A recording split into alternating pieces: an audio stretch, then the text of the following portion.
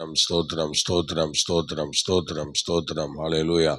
ரத்தம் ஜெயம் ஆண்டவரே. ஸ்தோத்திரம் ஸ்தோத்திரம். நேசிக்கிற நல்ல பிதாவே, இந்த ஆசீர்வதிக்கப்பட்டதான அற்புதமான ஆண்டவரே, நீங்கள் அறிய வேண்டிய ஒருவர். இந்த காலை ஜெபத்திற்காக ஸ்தோத்திரம். காலைதோறும் உடைய கிருபை புதிதாக இருப்பதற்காக நன்றி. இந்த புதிய கிருபை இந்த நாளிலே எங்கள் மத்தியிலே அமர பண்ணி எங்களை ஆசீர்வதிப்பீராக. எல்லா மகிமை கனத்தையும் நாங்கள் உங்களுக்கே தருகிறோம். வந்திருக்கிற பிள்ளை லைவ் மூலமாய் வருவோர் எல்லாரையும் ஆசீர்வதி இயேசுவின் நாமத்தில் வேண்டிக் கொள்கிறோம் ஜெபங்களும் பிதாவே. ஆமேன் ஆமேன் ஆமேன். ஸ்தோத்திரம். தொடர்ந்துள்ள ஆராதனை பியூலா அவர்கள் நடத்துவார்கள். Praise God.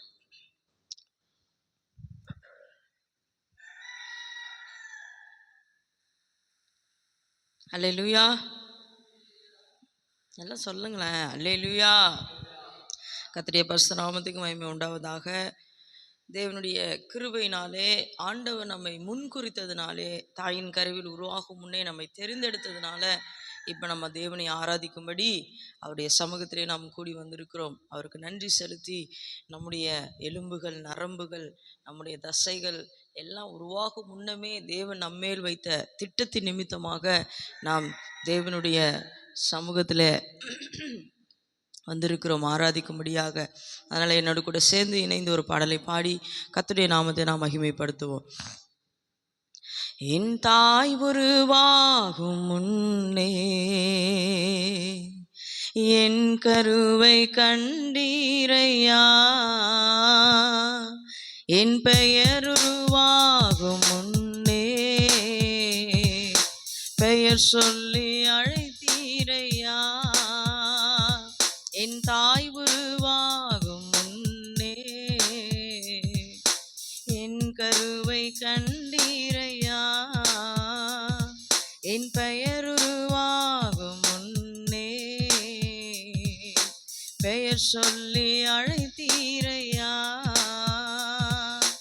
எப்படி பாவமுக்கு நன்றி சொல்லுவேன், சொல்ல வார்த்தையே இல்லை. நீங்க போதும் என் வாழ்க்கை முழுவதும், வேறு ஆசையே இல்லை. எப்படி பாவமுக்கு நன்றி சொல்லுவேன், சொல்ல வார்த்தையே இல்லை. நீங்க போதும் என் வாழ்க்கை முழுவதும், வேறு ஆசையே இல்லை. என் தாய் உருவாகும் முன்னே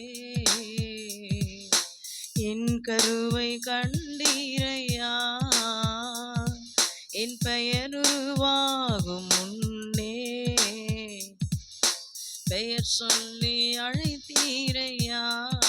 சுலுமா. என் தாய் உருவாகும் முன்னே என் கருவை கண்டீரையா, என் பெயர் உருவாகும் முன்னே பெயர் சொல்லி அழைத்தீரையா. எப்படி பாவமுக்கு நன்றி சொல்லுவேன், சொல்ல வார்த்தையே இல்லை. நீங்க போதும் என் வாழ்க்கை முழுவதும், வேறு ஆசையே இல்லை. எப்படி பாவமுக்கு நன்றி சொல்லுவேன், சொல்ல வார்த்தையே இல்லை. நீங்க போதும் என் வாழ்க்கை முழுவதும், வேறு ஆசையே இல்லை. என் தாய் உருவாகும் முன்னே என் கருவை கண்டீரையா, என் பெயர் உருவாகும் முன்னே பெயர் சொல்லி அழைத்தீரையா. எலும்புகள் உருவாகல, நரம்புகள் உருவாகல, தசைகள் உருவாகல, தரிசனம் உருவானதே. தாய் கருவிலே தரிசனம் உருவானதே. சொல்லுமா. எலும்புகள் உருவாகல, நரம்புகள் உருவாகல, தசைகள் உருவாகல, தரிசனம் உருவானதே. தாய் கருவிலே தரிசனம் உருவானதே. எப்படி பாவமுக்கு நன்றி சொல்லுவேன், சொல்ல வார்த்தையே இல்லை. நீங்க போதும் என் வாழ்க்கை முழுவதும், வேறு ஆசையே இல்லை. எப்படி பாவமுக்கு நன்றி சொல்லுவேன், சொல்ல வார்த்தையே இல்லை. நீங்க போதும் என் வாழ்க்கை முழுவதும், வேறு ஆசையே இல்லை. மறுபடி சொல்லுமா. எப்படி பாவமுக்கு நன்றி சொல்லுவேன், சொல்ல வார்த்தையே இல்லை. நீங்க போதும் என் வாழ்க்கை முழுவதும் வேறு ஆசையே இல்லை. எப்படிப்பா உமக்கு நன்றி சொல்லுவேன், சொல்ல வார்த்தையே இல்லை. நீங்க போதும் என் வாழ்க்கை முழுவதும் வேறு ஆசையே இல்லை. என் தாய் உருவாகும் முன்னே என் கருவை கண்டீரையா, என் பெயர் உருவாகும் முன்னே பெயர் சொல்லி அழைத்தீரையா. ஆண்டவர் பார்த்து சொல்லுமா, என் தாய் உருவாகும், ஆமே, என் கருவை கண்டீரையா, என் பெயர் உருவாகும் முன்னே பெயர் சொல்லி அழைத்தீரையா. என் தாய் உருவாகும் முன்னே என் கருவை கண்டீரையா. அப்பா, என் பெயர் உருவாகும் முன்னே பெயர் சொல்லி அழைத்தீரையா. அழியாமல் அணைத்து கொண்டீர், கலையாமல் காத்து கொண்டீர், குறைவின்றி பிறக்க செய்தீர், பத்திரமாய் என்னை சுமந்தீரே. தாய் கருவிலே பத்திரமாய் என்னை சுமந்தீரே. எல்லாரும் சொல்லுமா, ஆண்டவர் பார்த்து சொல்லுமா, நம்ம தாயின் கருவில் தோன்றும் முன்னமே நம்முடைய கரு அழியாமல் தேவன் நம்முடைய தாயின் கர்ப்பத்திலே நம்ம எவ்வளோ கிருபையா பாதுகாத்தார். எத்தனையோ பேருக்கு தாயின் கர்ப்பத்திலே ஏதோ ஒன்று ஆயிருக்க வேண்டிய சூழ்நிலை. ஆனாலும் இந்த நாள் வரையிலும் அவருடைய கிருபையினாலும் அவருடைய தயவினாலும் நம்மை மூடி மறைத்து கொண்டு நம்மேல ஒரு தரிசனத்தை வைத்து நம்மேல ஒரு அழைப்பை வைத்து இந்நாள் வரைக்கும் நடத்தி வந்த தேவனுக்கு நன்றி செலுத்தி ஆண்டவரை பார்த்து முழு இருதயத்தோடு சொல்லுமா, அழியாமல் அணைத்து கொண்டீர், கலையாமல் காத்து கொண்டீர், குறைவின்றி பிறக்க செய்தீர், பத்திரமாய் என்னை சுமந்தீரே. தாய் கருவிலே பத்திரமாய் என்னை சுமந்தீரே. அழியாமல் அணைத்து கொண்டீர், கலையாமல் காத்து கொண்டீர், குறைவின்றி பிறக்க செய்தீர், பத்திரமாய் என்னை சுமந்தீரே. தாய் கருவிலே பத்திரமாய் என்னை சுமந்தீரே. அதனால எப்படிப்பா உமக்கு நன்றி சொல்லுவேன், சொல்ல வார்த்தையே இல்லை. நீங்க போது என் வாழ்க்கை முழுவதும் வேறு ஆசையே இல்லை. எப்படிப்பா உமக்கு நன்றி சொல்லுவேன், சொல்ல வார்த்தையே இல்லை. நீங்க போது என் வாழ்க்கை முழுவதும் வேறு ஆசையே இல்லை. என் தாய் உருவாகும் முன்னே என் கருவை கண்டீரையா, என் பெயர் உருவாகும் முன்னே பெயர் சொல்லி அழைத்தீரையா. என் தாய் உருவாகும் முன்னே என் கருவை கண்டீரையா, என் பெயர் உருவாகும் முன்னே பெயர் சொல்லி அழைத்தீரையா.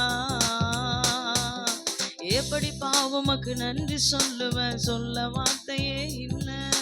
நீங்க போது என் வாழ்க்கை முழுவதும் வேறு ஆசையே இல்லை. எப்படி பாவமக்கு நன்றி சொல்லுவேன், சொல்ல வார்த்தையே இல்லை. நீங்க போது என் வாழ்க்கை முழுவதும் வேறு ஆசை. எல்லாரும் சொல்லுமா, எப்படி பாவமக்கு நன்றி சொல்லுவேன், சொல்ல வார்த்தையே இல்லை. நீங்க போது என் வாழ்க்கை முழுவதும் வேறு ஆசையே இல்லை. எப்படி பாவமக்கு நன்றி சொல்லுவேன், சொல்ல வார்த்தையே இல்லை.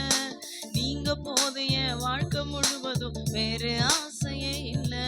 என் தாய் உருவாகும் முன்னே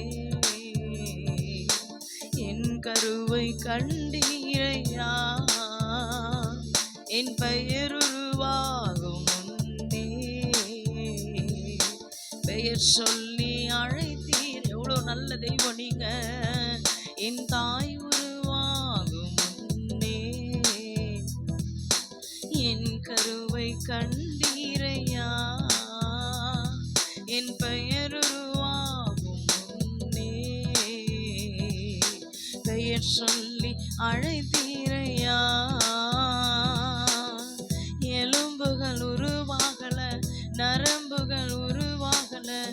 தசைகள் உருவாகல, தரிசனம் உருவானதே. தாய் கருவிலே தரிசனம் உருவானதே. எலும்புகள் உருவாகல, நரம்புகள் உருவாகல, தசைகள் உருவாகல, தரிசனம் உருவானதே. தாய் கருவிலே தரிசனம் உருவானதே. ஆமே. எப்படி பாவமக்கு நன்றி சொல்லுவேன், சொல்ல வார்த்தையே இல்லை. நீங்க போதைய வாழ்க்கை முழுவதும் வேறு ஆசையே இல்லை. எப்படி பாவமக்கு நன்றி சொல்லும், இருதயத்தின் ஆழத்திலிருந்து சொல்லுவோமா, ஆண்டவரே உமக்கு நன்றி சொல்ல வார்த்தைகளே இல்லப்பா. இந்த நாள் வரையிலும் தாயின் கர்ப்பத்திலிருந்து இதுவரையில் எங்களை கிருபையாய் பாதுகாத்து, ஆண்டவரே எங்கள் நரம்புகள் தசைகள் எல்லாம் உருவாகும் முன்னமே, எலும்புகள் உருவாகும் முன்னமே ஒரு தரிசனத்தை எங்கள் மேல் வைத்து, அந்த தரிசனத்தை எங்கள் வாழ்க்கையில் நீர் நிறைவேற்றி கொண்டிருக்கிறதுக்காய் நாங்கள் நன்றி செலுத்துகிறோம்.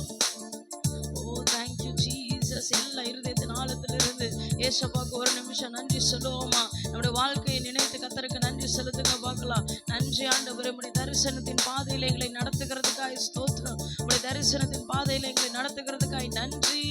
தாயின் கர்ப்பத்தில் தோன்றும் முன்னமே ஒரு தரிசனத்தை எங்கள் மேல் வைத்தீரே, அதற்காக உமக்கு ஸ்தோத்திரம். ஆமென் ஆமென். எப்படி பாவமக்கு நன்றி சொல்லுவேன், சொல்ல வார்த்தையே இல்லை. நீங்க போதும் என் வாழ்க்கை முழுவதும் வேறு ஆசையே இல்லை. எப்படி பாவமக்கு நன்றி சொல்லுவேன், சொல்ல வார்த்தையே இல்லை. நீங்க போதும் என் வாழ்க்கை முழுவதும் வேறு ஆசையே இல்லை. எப்படி பாவமக்கு நன்றி சொல்லுவேன், சொல்ல வார்த்தையே இல்லை. நீங்க போதும் என் வாழ்க்கை முழுவதும் வேறு ஆசையே இல்லை. அழியாமல் அணைத்து கொண்டீர், கலையாமல் காத்து கொண்டீர், குறைவின்றி பிறக்க செய்தீர், பத்திரமாய் என்னை சுமந்தீரே. தாய் கருவிலே பத்திரமாய் என்னை சுமந்தீரே. ஆமே. அழியாமல் அணைத்து கொண்டீர், கலையாமல் காத்து கொண்டீர், குறைவின்றி பிறக்க செய்தீர், பத்திரமாய் என்னை சுமந்தீரே. தாய் கருவிலே பத்திரமாய் என்னை சுமந்தீரே. ஆமே. எப்படி பாவமக்கு நன்றி சொல்லுவேன், சொல்ல வார்த்தையே இல்லை. நீங்க போதும் என் வாழ்க்கை முழுவதும் வேறு ஆசையே இல்லை. எப்படி பாவமக்கு நன்றி சொல்லுவேன், சொல்ல வார்த்தையே சொல்லுமா. நீங்க போதும். எல்லாம் அறிக்கை பண்ணி சொல்லுங்க பார்க்கலாம். வேறு ஆசை இல்லை. எப்படி பாவமக்கு. ஆமே. ஓ சொல்ல வார்த்தைகளே இல்லை ஆண்டவரே. ஆமா ஆமா. எல்லா வார்த்தைகளையும் அறிக்கை பண்ணி சொல்லுங்க. இந்த அதிகாலை வேலையிலே தேவனுடைய சமூகத்துல ஆண்டவரே உமக்கு நன்றி சொல்வதற்கு வார்த்தையே இல்லை. இந்நாள் வரையிலும் ஆண்டவரே ஒரு கருப்போல் எங்களை காத்த தெய்வமே, எப்படிப்பா உமக்கு நன்றி சொல்லுவேன், சொல்ல வார்த்தையே இல்லை. நீங்க போதும் என் வாழ்க்கை முழுவதும் வேறு ஆசையே இல்லை. எப்படிப்பா உமக்கு நன்றி சொல்லுவேன், சொல்ல வார்த்தையே இல்லை. நீங்க போதும் என் வாழ்க்கை முழுவதும் வேறு ஆசையே இல்லை. எப்படிப்பா உமக்கு நன்றி சொல்லுவேன், சொல்ல வார்த்தையே இல்லை. நீங்க போதும் என் வாழ்க்கை முழுவதும் வேறு ஆசையே இல்லை. என் தாய் உருவாகும் முன்னே என் கருவை கண்டீரையா. என் பெயர் உருவாகும் முன்னே பெயர் சொல்லி அழைத்தீரையா. என் தாய் உருவாகும் முன்னே என் கருவை கண்டீரையா. என் பெயர் உருவாகும் முன்னே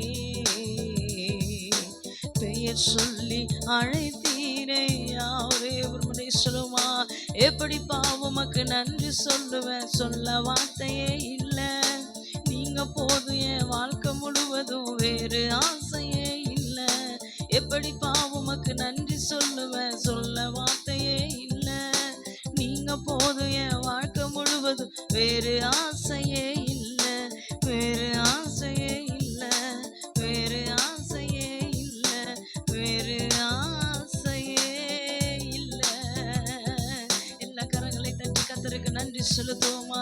ஓ ஆண்டவரே, இந்நாள் வரையிலும் எங்களை சுமந்து எங்களை தாங்கி உடைய கரத்தில் எங்களை ஏந்தி ஆண்டவரே ஒரு தரிசனத்தோடு எங்களை நடத்தி வருகிற கிருபைக்காய் நன்றி செலுத்துகிறோம், நன்றி செலுத்துகிறோம், நன்றி செலுத்துகிறோம். ஹல்லேலூயா.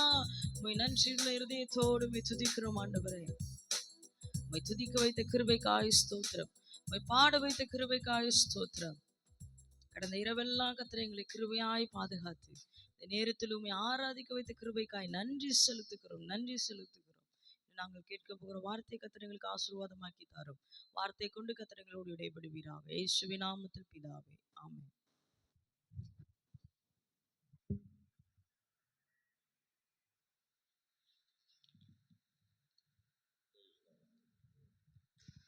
அல்லேலூயா. நான் இப்போ அல்லேலூயான்னு சொன்னேன். யாருக்காவது காதில் விழுந்துச்சா? விழுந்தவங்களாம் ஒரு அல்லேலூயா சொல்லுவோம். ஸ்தோத்திரம். காலையிலே சில ஊழியக்காரங்க இப்படிலாம் வந்து செல்லும்போது அதை நம்ம கரெக்டாக சொல்லிட்டோம்னா அவங்க கடைசி வரைக்கும் நல்ல பிரசங்கம் பண்ணிட்டு போயிடுவாங்க. ஆனால் நீங்கள் ஒரு அல்லேலூயா சொல்லாட்டாலும் சில ஊழியக்காரங்களுக்கு அது என்ன ஆகுன்னா, அது ஆரம்பமே அவங்களுக்கு ஒரு மாறி போயிடும். அது சில பேருக்கு அது ஒரு வியாதி, அவ்வளோதான். ஆனால் அவங்க வீக்னஸை அறிந்து சில தேவனுடைய பிள்ளைகள் ஊழியக்காரங்க ஸ்டேஜுக்கு ஏறின உடனே ரெடி ஆயிடுவாங்க. பாசு சொல்லும்போது ஒரு அல்லேலூயா சொல்லிடணும் அப்படின்னு. ஆனால் சில பேர் வந்து வேண்டாம் வெறுப்பாக உட்காந்துருப்பாங்கல்ல, தூக்க கலக்கத்தோடு, அவங்களால அப்படி சொல்ல முடியாது. அவங்க ரொம்ப சிந்திப்பாங்க, யோசிப்பாங்க. சரி, ஆண்டவருடைய நாமம் மேம்படுவதாக. இந்த கால்வெளியிலே தேவ சமூகத்திலே வாஞ்சியோடு வந்திருக்கிற உங்கள் யாவரையும் வாழ்த்தி அன்போடு வரவேற்கிறேன். ஆண்டவர் உங்களை ஆசீர்வதித்து கனப்படுத்துவாராக. இந்த அருமையான நாளிலே நாம் சங்கீதங்களின் புஸ்தகத்திலே 50வது சங்கீதத்தை நாம் இந்த நாளிலே தியானிக்க போகிறோம்.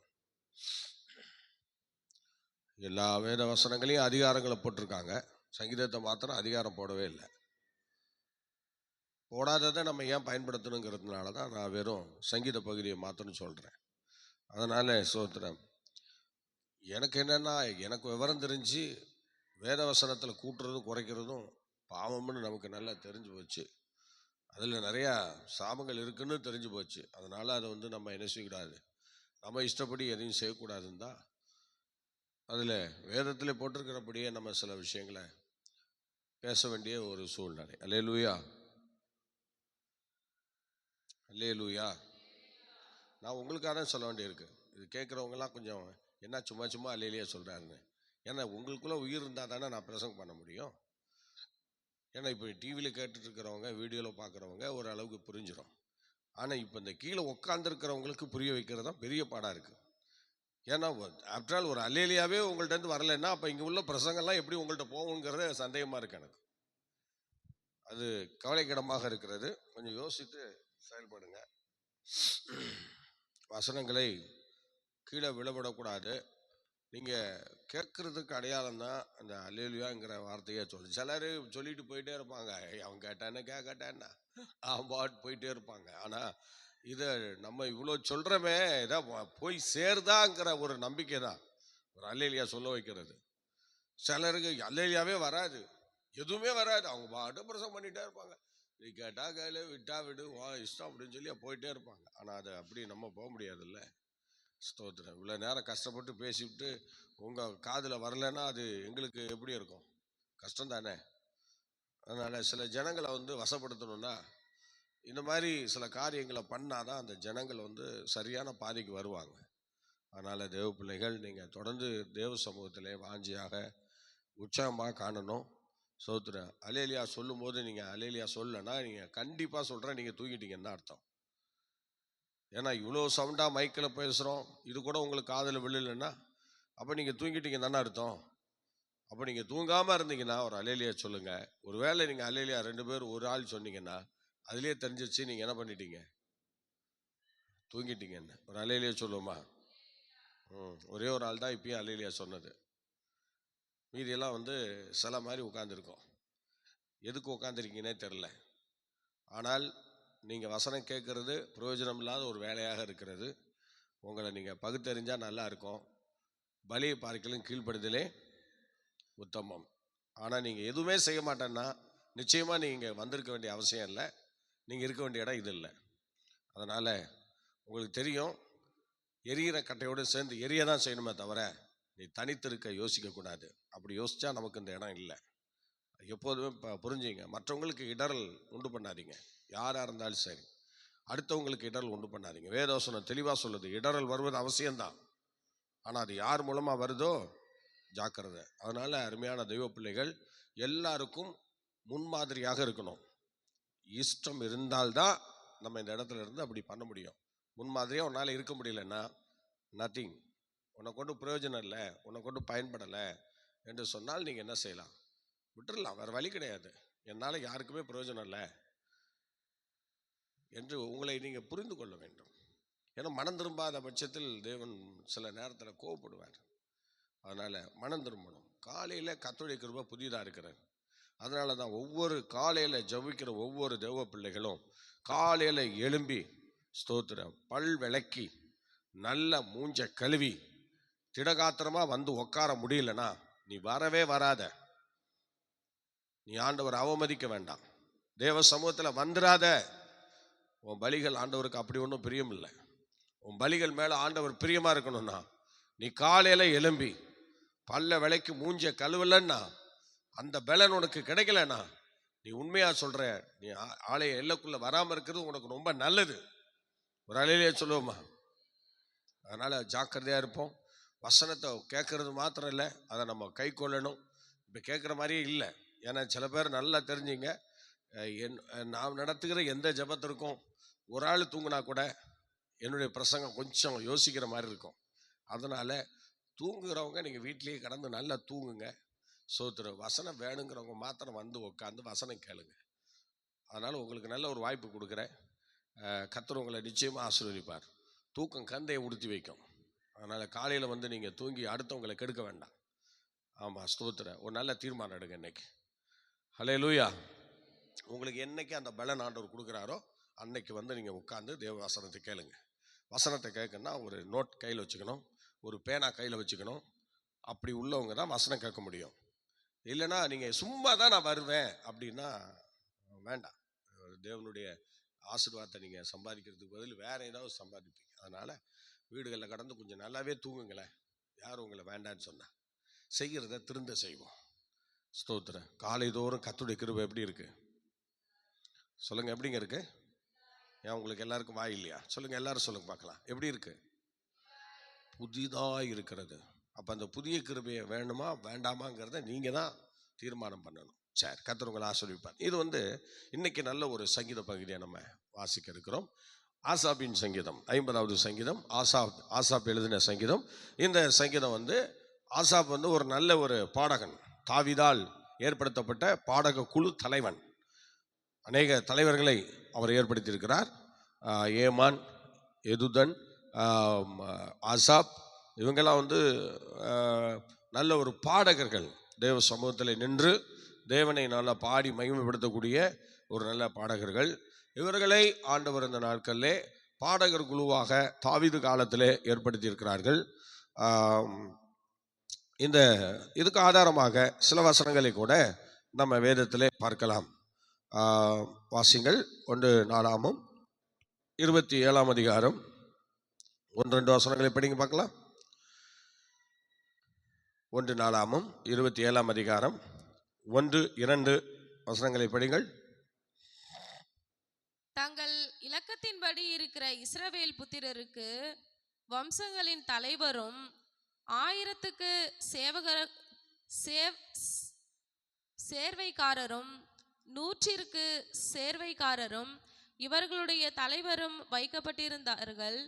இவர்கள் வருஷத்தில் உண்டான மாதங்களில் எல்லாம் மாதத்திற்கு மாதம் ராஜாவை சேவிக்கிறதற்கு வகுக்கப்பட்ட வரிசைகளின்படியெல்லாம் மாறி மாறி வருவார்கள்.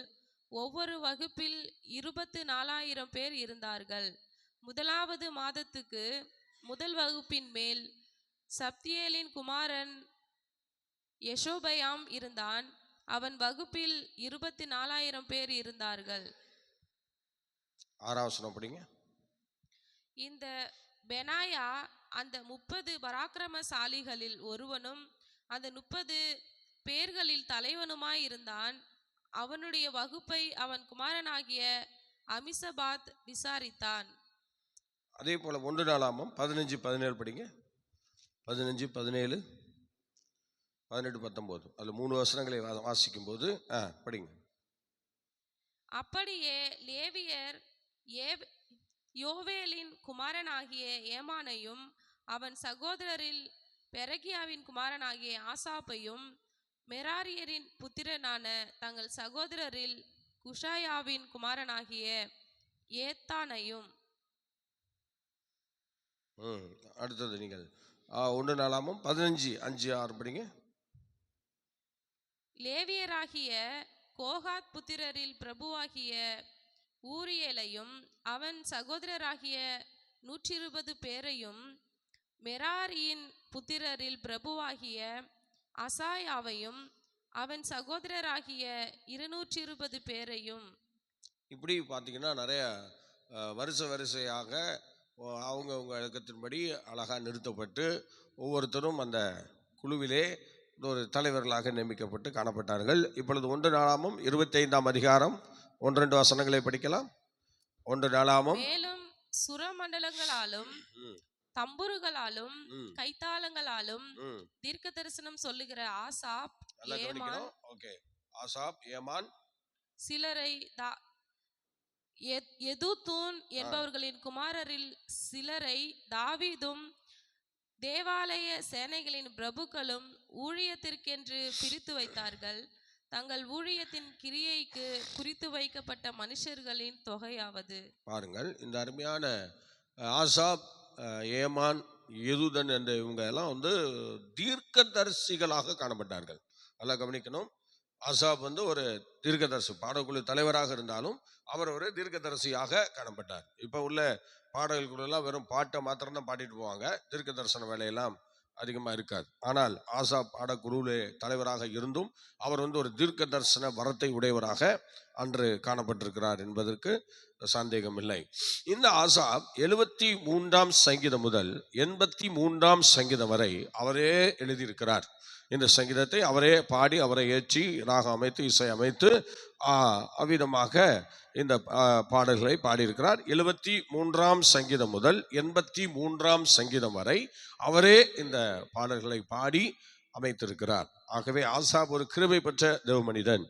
ஆகவே குறைந்தபட்சம் ஒரு 10 சங்கீதத்தை உடையவராக காணப்படுகிறார் என்பதாக நம்ம பார்க்கிறோம். அது மாத்திரமில்லை, இந்த வேத வசனங்கள் தேவனுடைய நியாய தீர்ப்பை குறித்து சில காரியங்களை இந்த வசனங்களிலே நாம் பார்க்கலாம். தேவனுடைய நியாய தீர்ப்பு அந்த விஷயங்களை இந்த 50ஆம் சங்கீதத்திலே சில காரியங்களை நாம் பார்த்து கர்த்தரை மகிமைப்படுத்தலாம். இப்பொழுது நீங்கள் 1ஆம் வசனம் படிங்கள். 1, 2, 3 படிக்கலாம். 50ஆம் சங்கீதம் 1, 2, 3 படிங்கள். வல்லமையுள்ள தேவனாகிய கர்த்தர் வசனித்து, வல்லமை உள்ள தேவனாகிய கர்த்தர் வசனித்து, சூரியன் உதிக்கும் திசை தொடங்கி அது அஸ்தமிக்கும் திசை வரைக்கும் உள்ள பூமியை கூப்பிடுகிறார். பூரண வடிவுள்ள சியோனிலிருந்து தேவன் பிரகாசிக்கிறார். நம்முடைய தேவன் வருவார், மௌனமாயிரார். அவருக்கு முன் அக்கினி பட்சிக்கும், அவரை சுற்றிலும் மகா புசல் கொந்தளிப்பாயிருக்கும். அல்லேலூயா. அல்லேலூயா.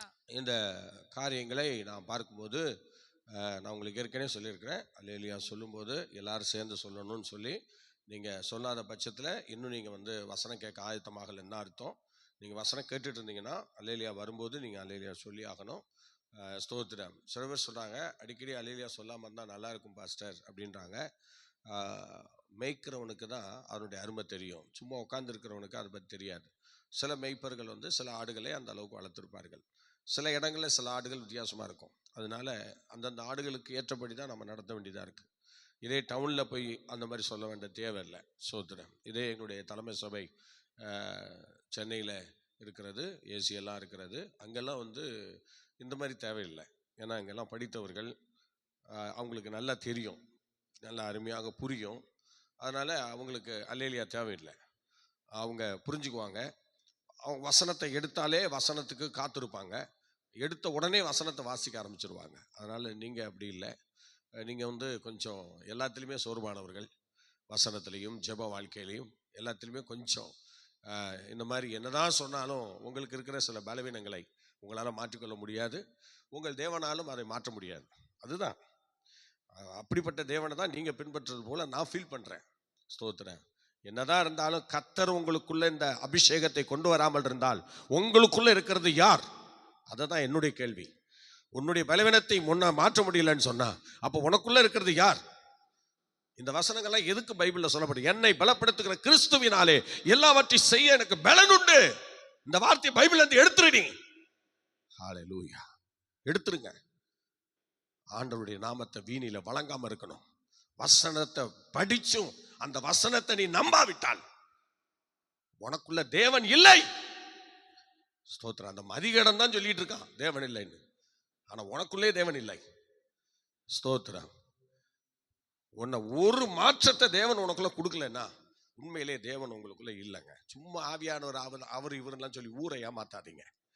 ஆண்டவர் நமக்குள்ள இருந்தால் கொஞ்ச நேரம் வசனம் கேட்க வைக்க மாட்டாரா? வைக்க மாட்டாரா? வைப்பார். உனக்குள்ள இல்லைங்கிறத இன்னையிலிருந்து ஒத்துக்குங்க. இந்த வசனத்தை யாரு கேட்டாலும் சரி, உனக்குள்ள தேவன் இல்லை, ஆவியானவர் இல்லை, இருப்பாரானால் கொண்டு வா. இந்த காலவெளியிலே அவர் சமூகத்துல கொண்டு வா. ஹல்லேலூயா, ஸ்தோத்திரம். நிறைய பேர் இன்னைக்கு ஏமாத்திட்டு இருக்கீங்க. உங்களையே ஆவியானவர் இருக்கிறது போல நடிக்கிறீங்க, ஆண்டவருடைய வசனத்தை கை கொள்றது போல நடிக்கிறீங்க. ஏமாத்திக்கிறாதீங்க, ஏமாந்து போவாதீங்க. ஸ்தோத்திரம். நீங்களும் ஏமாந்து போவீங்க, உங்க சந்ததி ஏமாந்து போகும். அதனால இப்படிலாம் இடம் கொடுக்காதீங்க. கர்த்தர் நம்மை பலப்படுத்துகிறார். வாசிக்கும் போதே இந்த வசனத்துல என்ன வார்த்தையை வாசிக்கிறோம் படிங்க பார்க்கலாம். ஃபர்ஸ்ட் வசனம் என்ன சொல்லுது? 51. வல்லமை உள்ள தேவன். எடுத்த உடனே அந்த வார்த்தையை பார்த்தீங்களா?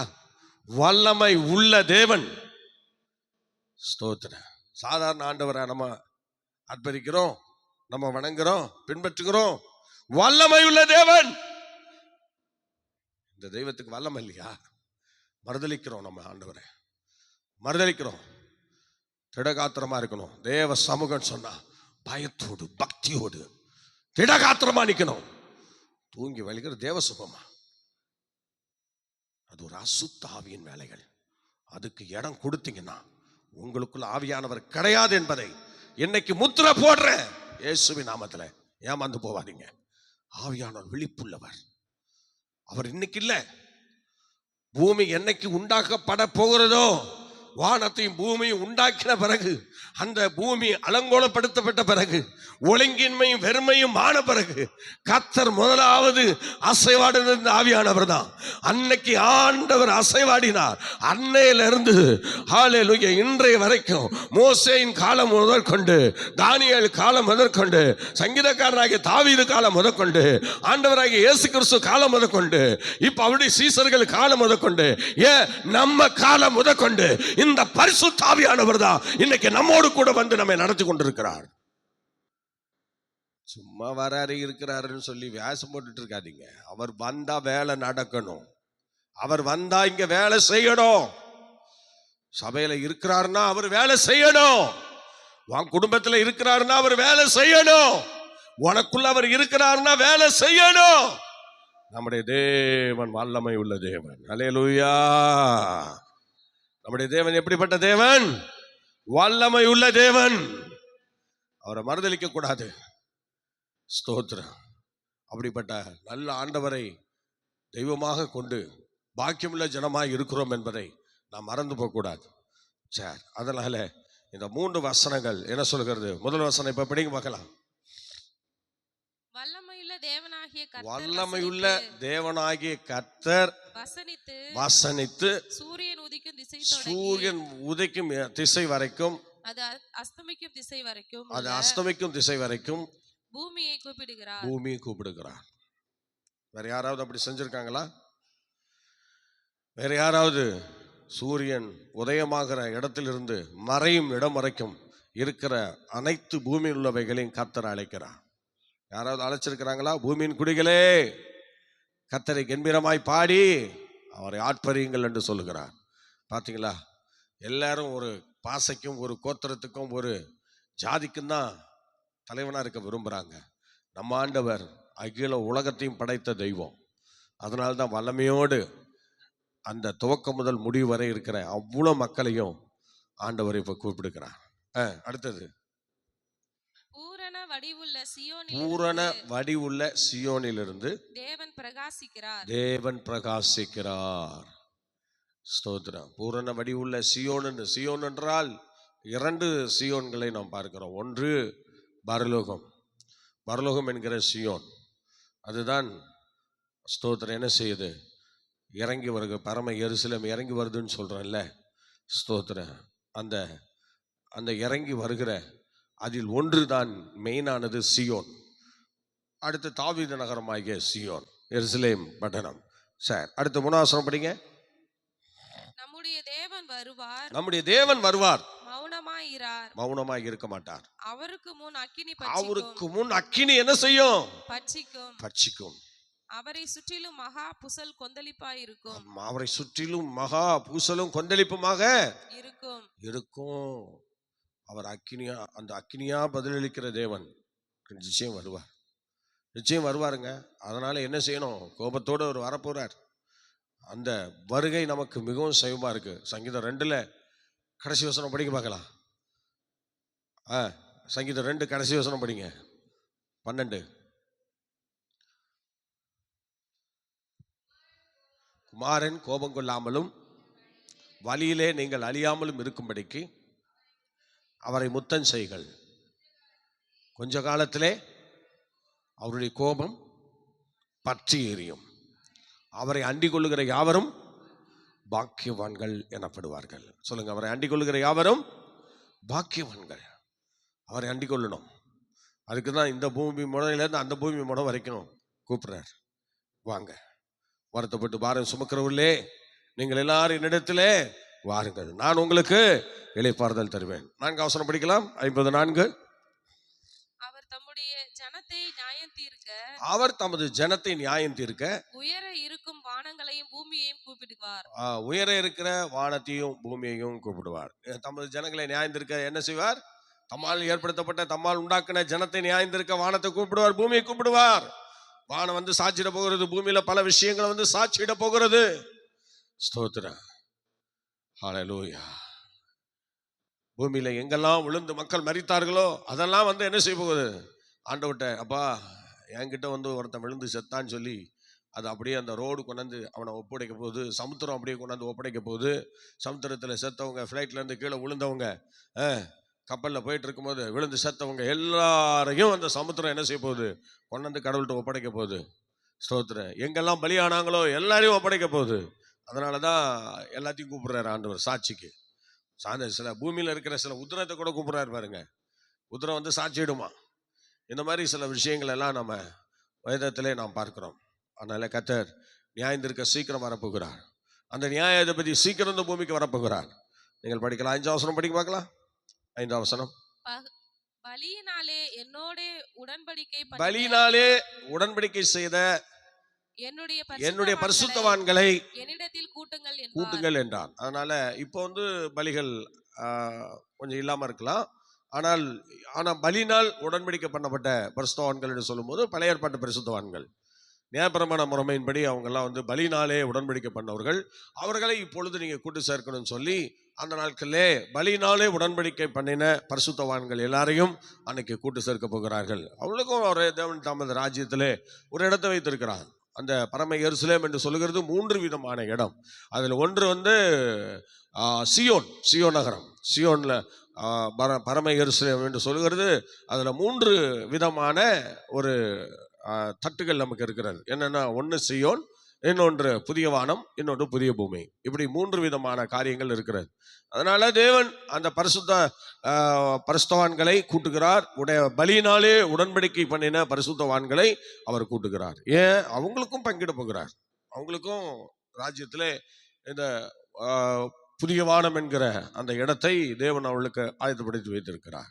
ஆனால் சியோனுக்கு எல்லாரும் நம்ம போயிட முடியாது. நல்லா கவனிக்கணும். சியோனுக்கு போகிற தேவனுடைய பிள்ளைகள் எல்லாரும் போக முடியாது. புதிய ஏற்பாட்டில் தான் சியோனை தேவன் நமக்கு அறிவித்திருக்கிறார். அதனால பழைய ஏற்பாட்டில் அறிவிக்கல. அதனால பழைய ஏற்பாட்டு பரிசுத்தவான்கள் சியோனுக்கு வர்றது சிரமம், அங்கே வரமாட்டாங்க. அதனால புதிய ஏற்பாட்டில் தான் சீயோனை கொடுப்பதாக கர்த்தர் அறிவித்திருக்கிறார்.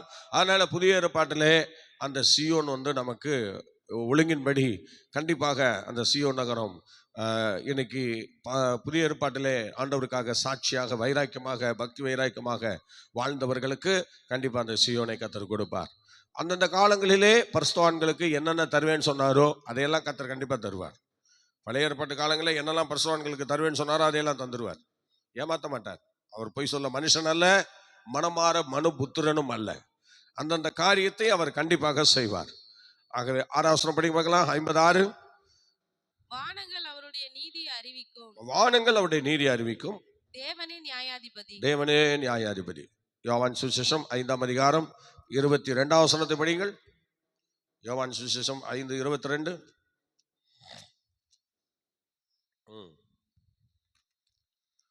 படியுங்கள் பார்க்கலாம். அன்றியும் பிதாவை கனம் பண்ணுகிறது போல எல்லாரும் குமாரனையும் கனம் பண்ணும்படிக்கு பிதாவானவர் தாமே ஒருவருக்கும் நியாய தீர்ப்பு செய்யாமல் நியாய தீர்ப்பு செய்யும் அதிகாரம் முழுவதையும் குமாரனுக்கு ஒப்பு கொடுத்திருக்கிறார். ஓகே, நியாயாதிபதி என்று சொல்லுகிறது புதிய ஏற்பாட்டில். பழைய ஏற்பாட்டில் நியாயாதிபதி என்று சொல்லுகிறது இந்த 6வது வசனத்திலே இயேசு கிறிஸ்துவை தான் சொல்லுகிறார்கள். ஆனால் இயேசு கிறிஸ்துவை சிலர்லாம் என்ன பண்றாங்க, தூதன் அவங்க இவங்கன்னு சொல்லிட்டு போயிட்டு இருக்காங்க. ஆனால் இயேசு கிறிஸ்து நியாயம் தீர்க்க போகிறவர் என்று இந்த 50ஆம் சங்கீதத்திலே அவர் சொல்லுகிறார், நியாயாதிபதி என்று. அதே போல யோவான் சுவிசேஷம் 5:24 அவர்தான் நியாயாதிபதி, அவர் நியாயம் தீர்க்கும் அதிகாரத்தை பிதாவாகிய தெய்வம் குமாரனாகிய இயேசு கிறிஸ்துவினுடைய கரங்களிலே கொடுத்து விட்டார் என்று தெளிவாக இந்த வசனம் சொல்கிறது. இந்த வசனத்தை பொய் என்று சொல்லி சில பேர் நீங்க செய்து கொண்டிருக்கிற காரியங்கள் மகா பெரிய பாவம். நீங்க பைபிளை பொய் என்று சொன்னால் உங்க வாழ்க்கை பொய்யாக மாறிவிடும் என்பதிலே சந்தேகமே இல்லை. பைபிளை மாத்திரம் பொய்ன்னு சொல்ற எந்த கூட்டமா இருந்தாலும் அது ஒரு விளங்காத கூட்டம் தான் சொல்ல முடியும். ஏன்னா பைபிள் பொய் கிடையாது. பைபிள் வசனங்கள் எல்லாம் உண்மை. ஆண்டவர் வானத்தை படைச்சது உண்மை, பூமியை படைச்சது உண்மை, ஆதாம் ஏவாள் மூலம் சந்ததியை உருவாக்குனது உண்மை, தோட்டத்தை உண்டு பண்ணது உண்மை, அவர்களை அந்த தோட்டத்தில் வைத்தது உண்மை, அவளை பழுகி பெருக செய்தது உண்மை, பாவம் ஏதேனுக்குள்ள பிரவேசித்தது உண்மை, அவர்கள் சோதனம் பாவத்தினாலே பூமி சீர்கட்டது உண்மை, பூமியினுடைய மக்களை தேவன் 2000 வருஷத்துக்கு 4000 வருஷத்துக்கு முன்னாடி அழித்தது தண்ணீர்னால் அழித்தது உண்மை.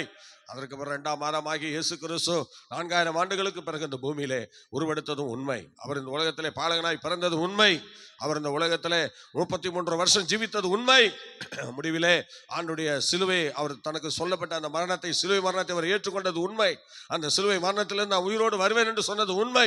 அதே போல சிலுவை மரணத்திலிருந்து அவர் மரித்து 3ஆம் நாள் உயிரோடு எழுந்து கல்லறை விட்டு வெளியில வந்தவர் எல்லாருடைய கண்களுக்கு முன்பாக 500 பேர்களுக்கு மேல தரிசனமாகி எல்லாருடைய கண்களுக்கு முன்பாக நான் பரமேறி போகிறேன்னு சொன்னது உண்மை. அவர் திரும்ப நான் வரப்போவது உண்மை என்று சொன்னார். அவர் வருவார். அவர் தான் நிச்சயமா வரப்போகிறார். அந்த வருகைக்கு தான் நம்ம என்ன செய்யறோம், ஆயத்தமாகி காத்திருக்கிறோம் என்பதிலே சந்தேகமே இல்லை. கர்த்தருடைய பிள்ளையே, அவர் நியாயத்திற்கு நியாயாதிபதியா வரப்போகிறார். அல்லேலூயா. நீங்கள் சங்கீதம் 50 14 15 படிங்க பார்க்கலாம். படிங்க. நீங்கள் தேவனுக்கு ஸ்தோத்திர பலி செலுத்தி உன்னதமானவருக்கு பொருத்தனைகளை செலுத்தி ஆபத்து காலத்தில் என்னை நோக்கி கூப்பிடு, நான் உன்னை விடுவிப்பேன் என்று சொல்கிறார். நீ என்னை மகிமைப்படுத்துவாய். மனுஷனுக்கு நேரிடுகிற ஆபத்துகள் ஏராளம் ஏராளம் ஏராளம். இந்த ஆபத்து காலத்திலிருந்து தேவன் நம்மை விடுதலையாக்க வேண்டுமானால் நல்லா கவனிக்கணும். ஃபர்ஸ்ட் வசனத்துல 14ஆம் வசனத்துல சொல்றாரு, உன் தேவனுக்கு நீ பொருத்தனைகளை செலுத்த வேண்டும். அவர் மேல நீ நம்பிக்கையா இருந்து ஆபத்து காலத்துல அவர் நோக்கி கூப்பிடு. நிச்சயமா சொல்றேன், அவர் நம்மை கேட்டருள்வார். நீங்கள் ஓசியாவின் தீர்க்க தரிசன புஸ்தகம் 5ஆம் அதிகாரம் 16ஆம் வசனத்தை நீங்கள் படிங்க பார்க்கலாம். படிங்க பார்க்கலாம். ஓசியா 5. நான் எப்பிராயீமுக்கு சிங்கம் போலவும் யூதாவின் வம்சத்தாருக்கு பாலசிங்கம் போலவும் இருப்பேன். 15 படிங்க. அவர்கள் தங்கள் குற்றங்களை உணர்ந்து என் முகத்தை தேடும் மட்டும் நான் என் ஸ்தானத்துக்கு திரும்பி போய் விடுவேன். தங்கள் ஆபத்தில் என்னை கருத்தாய் தேடுவார்கள். தங்கள் ஆபத்தில் கருத்தாய் என்னை தேடுவார்கள். பாத்தீங்களா? சோதர ஓசியாவிலே இப்ராஹிம் குறித்து சொல்லும்போது பல விஷயங்களை சொல்லுகிறார். ஆனால் இங்கே ஸ்தோத்திரம், ஆண்டவரை ஆபத்திலே தேடுவார்கள். அவர் ஆபத்தில் ஆண்டவரை தேடணும். தேடும்போது தான் அவர் நமக்கு சில விஷயங்களை செய்ய முடியும், செய்கிறார்.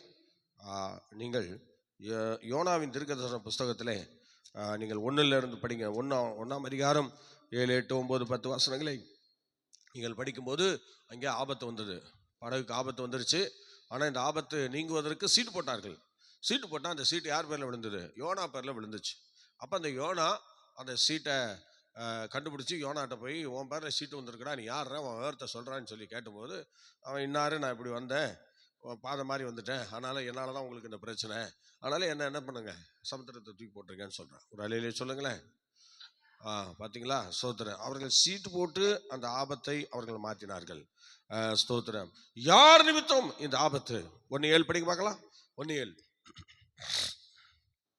அவர்கள் யார் நிமித்தம் இந்த ஆபத்து அவர்கள் யார் நிமித்தம் இந்த ஆபத்து வந்ததுன்னு சொல்லி எல்லாரும் அங்க போராடிட்டு இருக்காங்க. யார் நிமித்தம் இந்த ஆபத்து வந்தது? சில நேரங்களிலே சிலரால தான் இந்த பிரச்சனை வரும். இஸ்ரவேல் ஜனங்கள் மத்தியிலே ஸ்தோத்திரம், பெரிய ஆபத்து. யோசுவா வாழ்க்கையில ஒரு யோசுவா நடத்தின அந்த சபையில பெரிய ஆபத்து வந்துச்சு. ஆனால் அந்த ஆபத்து யார் நிமித்தம் வந்துச்சு? யார் நிமித்தம் வந்துச்சுன்னு பார்த்தா, யார் நிமித்தம் வந்துச்சு சொல்லுங்க? யோசுவா நடத்தின சபையில ஆபத்து யார் நிமித்தம் வந்துச்சு? பேருக்கு சீட்டு விழுந்தது. யார் பேருக்கு? பேருக்கு. ஏமா ஆண்டவரே, யோசுவா காலத்து சபையிலயா வந்துச்சு? யோசுவா காலத்து சபையில அன்னைக்கு யார் மூலமா ஆபத்து வந்தது? ஆகான் மூலமா வந்துச்சு. யார் மூலமா வந்துச்சு? ஆகான் மூலமா ஆபத்து வந்துச்சு. இந்த மாதிரி சில இடங்கள்லயும் அப்படிதாங்க, சிலர் மூலமா தான் சில ஆபத்தே சில வீடுகளுக்கோ சில இடங்களுக்கோ வரும், சிலர் மூலமாக. அந்த சிலரை யாருன்னு பார்த்துக்கணும். யார் நிமித்தம் இந்த மாதிரி ஆபத்துகள் வருகிறது? அதனால அதை கண்டுபிடிக்கணும். ஆபத்துகளுக்கு வருவதற்கு நாம சாதகமாக இருந்துடக்கூடாது. ஆகவே நம்மை சரியாக பார்த்து கொள்ள வேண்டியது நமது கடமையாக இருக்கிறது என்பதை நாம் புரிந்து கொள்ள வேண்டும். நீதிமொழிகள் 1:24 படிங்க. ஸ்தோத்திரம், படிங்க பார்க்கலாம். 1:24 சீக்கிரம் படிங்க, டக்குன்னு எடுத்து படிங்க, டைம் ஆச்சுல்ல. நாங்கள் கூப்பிட்டும் நீங்கள் கேட்க மாட்டோம் என்கிறீர்கள்.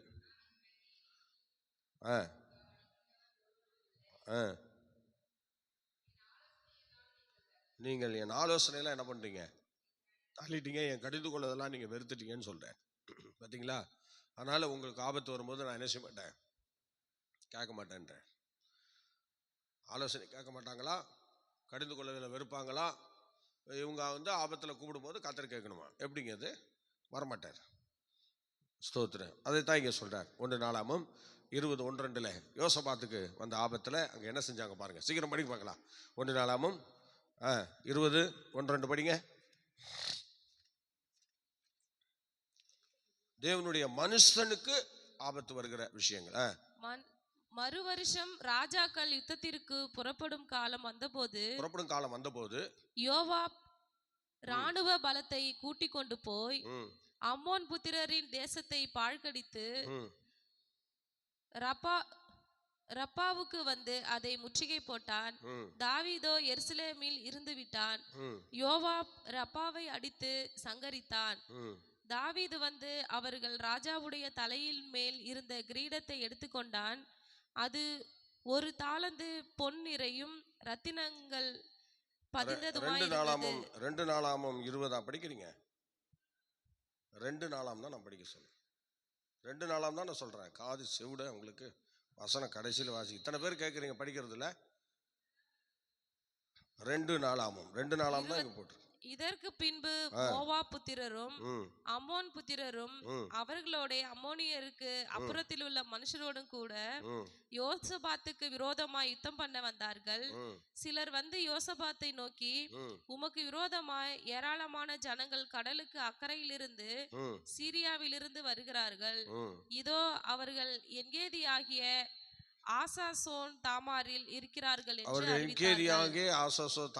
இருக்கிறார்கள் என்று சொல்லப்பட்டிருக்கிறது. என்கேதி என்று சொல்லுகிறது அது ஒரு பெரிய செழிப்பான இடம் என்று நம்ம ஏற்கனவே பார்த்திருக்கிறோம். ஆசாசோத் என்று சொல்லுகிறது பேரிச்ச மரங்கள் வரிசையாக உள்ள நகரம் என்று நம்ம அதில் பார்த்துருக்கிறோம்.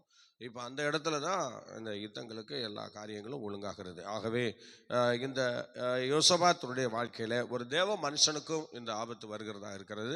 ஆனால் கர்த்தர் அதிலே கை கொடுக்கிறார். கர்த்தர் அதிலே அவர்களோடு கூட இருக்கிறார். அதனாலே இந்த ஆபத்துகளுக்கு அவர் நீங்களாக்கி காக்கப்படுகிறார்கள். தொடர்ந்து இந்த வசனங்களை நாம் படித்து கர்த்தரை மகிமைப்படுத்துவோம். இன்னும் நிறைய வசனங்கள் இருக்கிறது, நேரம் நமக்கு முடிந்து விட்டது. கர்த்தருடைய பிள்ளைகளே, நாம் தொடர்ந்து இந்த 50ஆம் சங்கீதத்தை நீங்கள் நல்லா வாசிக்கணும். ஆபத்து காலத்திலே யார் நிமித்தம் நம்முடைய குடும்பங்களுக்கோ நமக்கோ நம்முடைய சரீரத்திற்கோ ஆபத்து வருகிறது என்பதை நாம் சரியாக அறிந்து கொள்வோம். தொடர்ந்து செயல்படுவோம். ஸ்தோத்திரம். நியாயாதிபதியாக இயேசு சீக்கிரம் வரப்போகிறார். நியாயத்திற்கு அதிகாரம் முழுசையும் தன் குமாரன் இயேசுவுக்கு பிதாவாகிய தெய்வம் கொடுத்து விட்டார் என்பதை நாம் அறிந்து கொண்டோம். கர்த்தர் நம்மை ஆசீர்வதிப்பாராக. ஜெபிக்கலாமா? மகா இரக்கமுள்ள நல்ல ஆண்டவரே, இந்த ஆசீர்வதிக்கப்பட்ட நல்ல வேலைக்காக ஸ்தோத்திரம். தேவ கிருபையினால் இரக்கத்தினாலும் உடைய திருச்சமூகம் எங்களோடு கூட இருந்து சிறப்பாக எங்களை வழிநடத்தினக்காய் ஸ்தோத்திரம். வசனத்தை கேட்ட எல்லா பிள்ளைகளையும் நீ ஆசீர்வதியும். கேட்க போகிற அத்தனை தெய்வ பிள்ளைகளை ஆசீர்வதியும். ஆண்டவரே, வேதத்தின் மகத்துவங்களை நான் அவர்களுக்கு எழுதி கொடுத்தேன், அவர்கள் அந்நிய காரியமாக எண்ணிட்டாங்கன்னு சொல்கிறாங்க. அதுபோல் நாங்கள் அந்நிய காரியமாக எண்ணாமல் ஆவியானுடைய உதவியோடு நாங்கள் வசனத்தை கேட்கிறவர்களாய், கைக்கொள்கிறவர்களாய், அதன்படி நடக்கிறவர்களாய் தொடர்ந்து எங்களை ஆசீர்வதியும். குறைகள் எல்லாம் மன்னித்தரலாம். இயேசுவின் நாமத்தில் பிதாவே, ஆமென். Okay, God bless you. கர்த்தர் உங்களை ஆசீர்வதிப்பார். மீண்டும் நாளை காலை 5 மணிக்கு சந்திப்போம். God bless you.